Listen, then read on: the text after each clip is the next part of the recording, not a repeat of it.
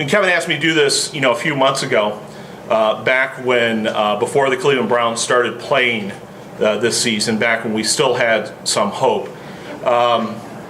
We decided to title this "Scoring Touchdowns on the Internet," which was a very positive, upbeat sort of title. And I said, yeah, that's a good title. I like that. And then over the course of the last week, I remembered that I do, in fact, report on the Cleveland Browns, and so this might be a little bit more of an appropriate title, especially going into this next weekend when we go into Pittsburgh without any quarterbacks and with an injured running back, and we're just hoping to survive. Actually, we're hoping to lose by less than 20 this next week. And by the way, that's Romeo Crennel. That's our old head coach on the cover of our magazine from last year. We probably got about 20 pictures of him in this particular pose. But so we're, you might say we're scoring touchdowns. Well, we're surviving on the internet. I can't say that it is a money printing operation. And I refer to it here as sort of the equivalent of living on the outskirts of the Mos Eisley spaceport, which you remember from Star Wars as being memorably described as a wretched hive of scum and villainy. And unfortunately, after 10 years in the business, I've sort of reached that conclusion about a lot of what we're dealing with. So let's talk about free content and premium content. On my site, premium content tends to be scoops and rumors.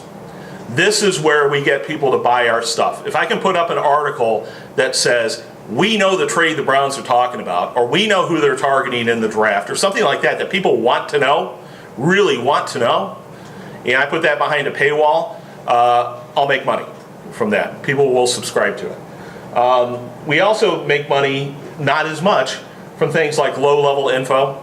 We'll do reports on, for example, where the Browns have their scouts, what college games the Browns are scouting this weekend. You're not going to find that on ESPN. You're not going to find it in the big newspapers. It's stuff that they don't report about. We do scouting reports. So, the Cleveland Browns last week traded for a guy by the name of Jamie Mitchell.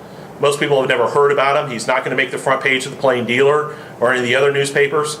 But we can get a scouting report on him from the guys in Minnesota. And so that's the sort of stuff that we do. We put that behind the premium paywall. And, in-depth analysis. So Joe Thomas gave up 3 sacks last weekend, or a couple quarterback pressures and a sack last weekend. You'll read about that in the newspaper, and they'll tell you it was bad, he had a bad game. We'll get a guy who does the X's and O's, and we'll tell you exactly what happened. All right? So that's the stuff we call premium content. Free content for us, it's stuff that you can find anywhere else. Practice reports, game reports. We don't even send reporters to away games.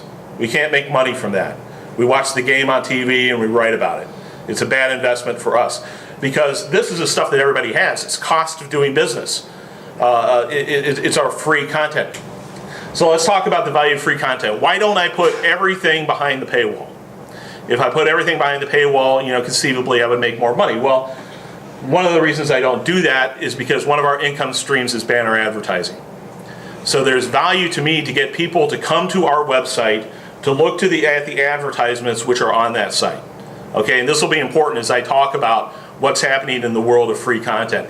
I need to get people to my site. I need that traffic because that traffic is what I'm going to sell advertisers. It's also indirect promotion of other products. Subscription. So if I've got you coming to my website to read a free article or a nice piece of fan commentary or something along those lines, hopefully you'll see our subscription product and you'll buy it. Or maybe you'll hear about our radio show and decide to listen to it, or maybe you'll buy a Cleveland Browns hat off of our e-commerce area. And if anybody wants to get into the sports business, know that the amount of money that you'll make off of e-commerce might be able to buy you a dinner once a year. There's nothing there.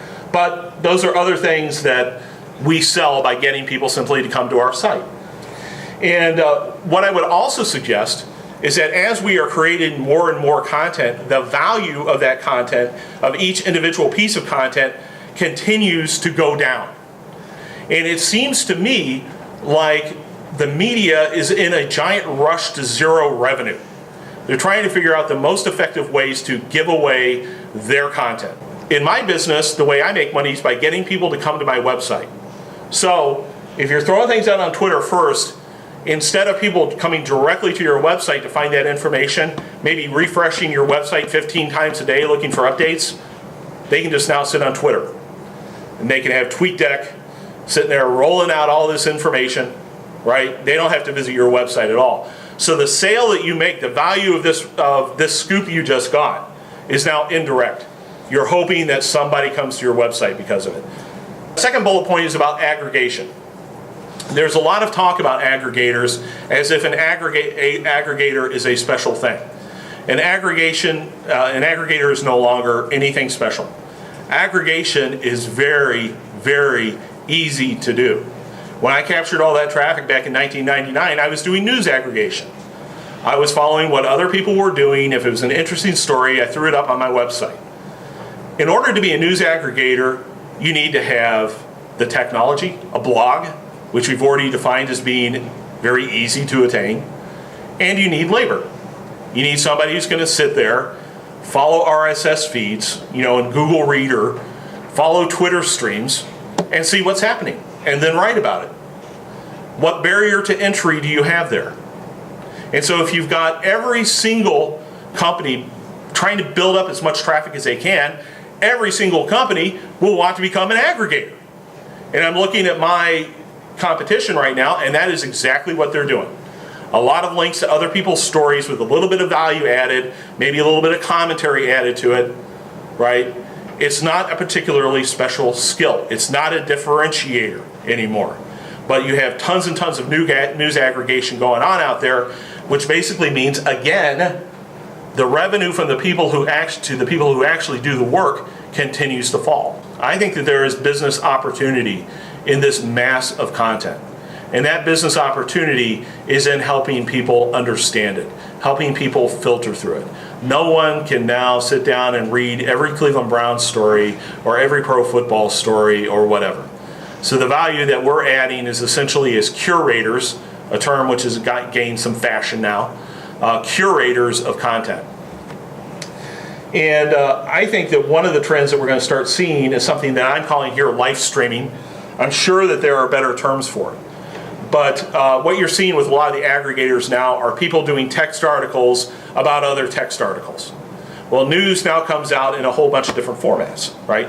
News comes out through audio, video, status updates on Facebook, status updates on Twitter, this gigantic mass of news in all these different formats. Well, I think ultimately you're going to have to put all of that together in a comprehensible stream for the end user. When I think about losing my premium content, my first concern is not news aggregators. My first concern is message board forums, user-generated content. And here we have some examples from last year. That top thing, if you can't read it, is somebody posting on one of my competitors' website forums, does anybody have the rumor has it article from the OBR? All right. And then underneath that is somebody posting that article. We get tons of these. All right. And so, we can't watch every message board that's around there. So, God knows how often our content is actually given away. I think what we're selling, because we can have a very small group of dedicated subscribers who are loyal to us and we are loyal to them, is we treat them differently. We treat their questions with a lot of respect. We don't make fun of them. We don't shrug our shoulders at them. We try not to have the attitude toward fans that you get from a lot of large media providers. And so I think at one point, what we're actually selling to a lot of people is respect. Respect for the sports fan.